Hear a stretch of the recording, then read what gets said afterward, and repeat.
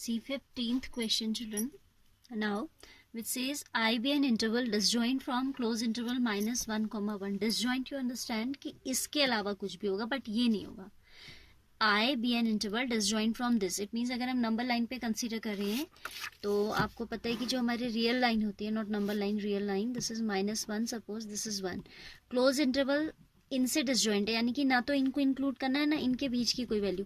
It means x will either lie in this region, less than -1 में लाई करेगा, या तो एक्स आपका क्या होगा, लेस देन -1, और it would be x greater than 1. यहाँ से डिसजॉइंट इंटरवल कौन बचे, ये बचे. ठीक है, तो पूरी रियल लाइन हमारी क्या हो गई, कवर हो गई. So let I be an interval disjoint from this and this. We have to prove that function given by this is strictly increasing on I. I is which interval, this one. ठीक है, apart from the closed interval -1, we have to consider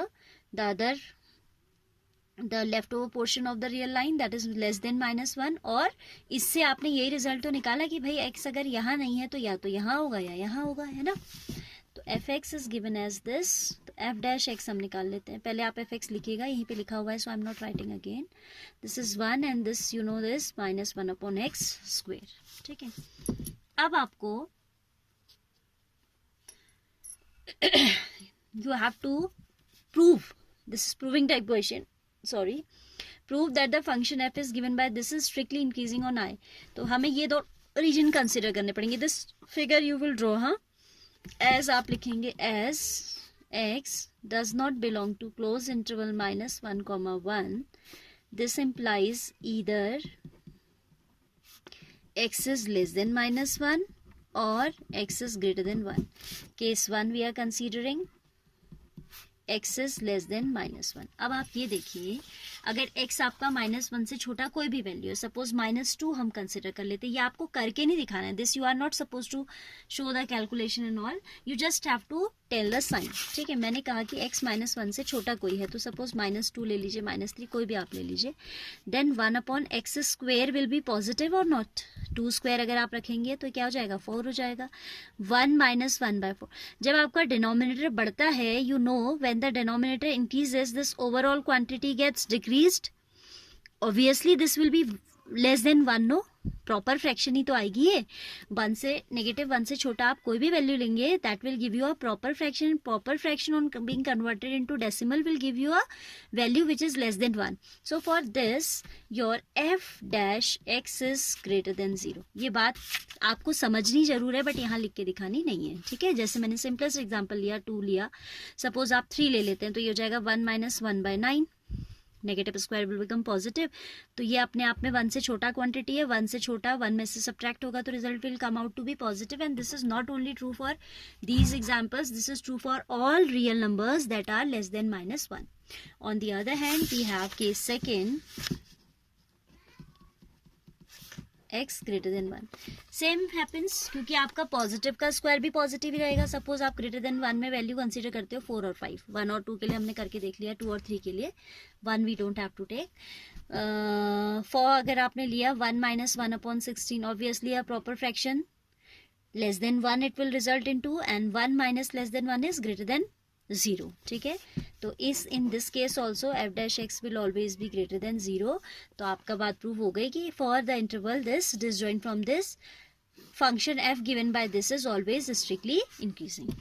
आपका greater than का ही sign आ रहा है, तो क्या हो जाएगा, ये स्ट्रिक्टली इंक्रीजिंग हो जाएगा. ठीक है, this you have to write only this much, but आपको समझना ये काफी कुछ है. ठीक है, आप चाहें तो लिख सकते हैं इतना, like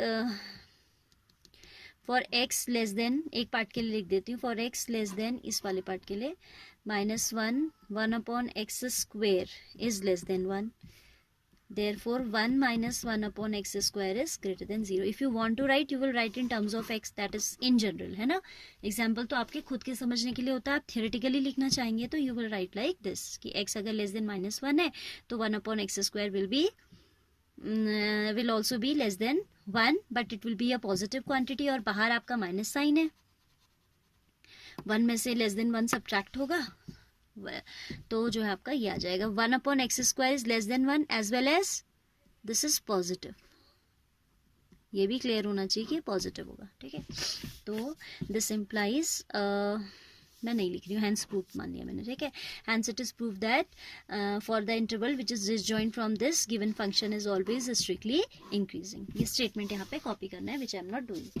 question number 16 says prove that function given by fx equals to log sin x is strictly increasing on 0, pi by 2 and strictly decreasing on pi by 2, pi.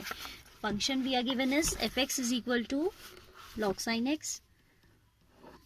Fx is given as log of sin x, so we need to go for f dash x. You know derivative of log is 1 upon x, so in place of sin x, in place of x we have sin x, so we need to apply chain rule. So we'll have d by dx of sin x that result into cos x, and that is overall cos by sec, that is cot x, ठीक है। f dash x का value हमें मिला cot x मिला। Part first में कहता है strictly increasing दिखाइए किसमें, interval 0, pi by 2 open interval में। If x belongs to interval 0, pi by 2 as it is the first quadrant, all trigonometric ratios are positive. For all का symbol ही बना लीजिए। x belonging to this f dash x is greater than 0, this implies it is strictly increasing, fx is strictly increasing, ठीक है।